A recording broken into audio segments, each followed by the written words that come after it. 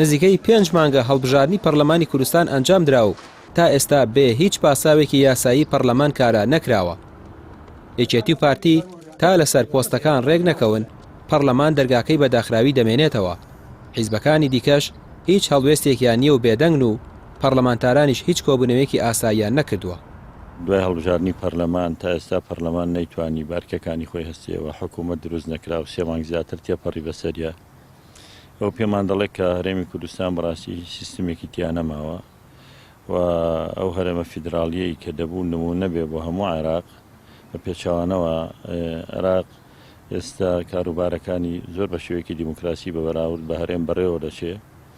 هەرێمی کوردستان دەخاتە ژێر مەترسیەوە بەوەی کە ئەم هەرێمەنە باوەڕی بەبوونی حکوومەت هەیە نە بە هەرێم هەیە. هەرچەند لە ڕاستیدا وەکو واقع بین ڕۆیچ ڕۆڵێک بۆ پەرلەمان و حکوومەت نەماوە. پەرلەمان چەندین جار داخراوە چەندین ساڵ لە کار کەوتووە ئێستاشەوە بۆ 3 مانگەڕوا کارەکانی خۆی ناکە. من پێم وایە کۆمەڵی دادگەری هەنگایەکی باشی ناکە نەچوە ناو پرۆسەکەەوە بەگشتی چونکە دیارە پرۆسەکە بۆ تەمەحزە لەو گاڵتەجار لە دادگای فیدراالی داواخیت بکرێت لە سەریان کە ئەم پەرلەمانەی شەرعیەتێکی نەماوە ناتوانێت هیچ بکەوە کۆبوونەوەکانی ناکە بە ئەرکی خۆی ئەڵاسی بەڵکو هەر هەڵبۆشێتەوە بڕاستی. پۆستی سەرۆکی پەرلەمان و پۆستی جێگرەکەی و پەرلەمان کە دامەزراوەیەکی یاسایی و چاودێریە بەسەر حکوومەتەوە بەڵام خول لە دوای خول دەسەڵاتەکانی لاواز کراوە. نەبوونی ئەم دامەزراوەیە گرفتی بۆ دروست نەکردوون بەڵکو بوونی گرفتە بۆیان. لەسەر ئەوەشەوە پەرلەمانتارەکانی لە دوای سوێند خواردنەوە موچە و شایستەداراییەکانیان وەردەگرن. ناکارابوونی پەرلەمان بەشێکی زۆری هەر پەیوەندی بەوانەوە هەیە بەشێکیشی پەیوەندی بە حیزبەکانی ترەوە یعنی ئانوایان کردووە سەرۆکی حیزبەکانی تریش یان مەکتەب سیاسی حیزبەکانی تریش نەچنە ناوکایەوە.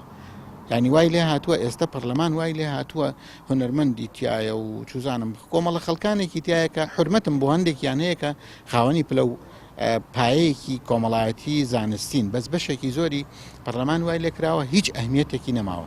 کاتێک کە حیزب لەسەر و پەرلەمانەوە هەبوو لەسەر و یاساوە هەبوو ئیتر وڵات هەروای لێ دەرەچێ.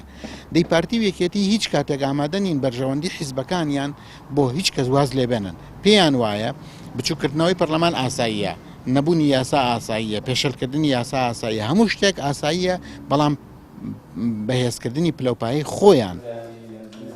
کۆمەڵی دادگەری هەرزوو وتی ناچینە پەرلەمانێکی دیزاینکراوەوە. ئێستا پەرلەمانتاران و کاندیدەکانی پەرلەمانی شەقامن و لە دەرەوەی دامەزراوەی پەرلەمان چاودێری کارەکانی حکوومەت دەکەن و پێشیان وایە ئەم دامەزراوەیە تا لەژێر هەژمۆنی حیزبی دەرنەچێت ڕۆڵی خۆی ناگێڕێت. ڕامیار عوسمان کەناڵی پێیام سلێمانی.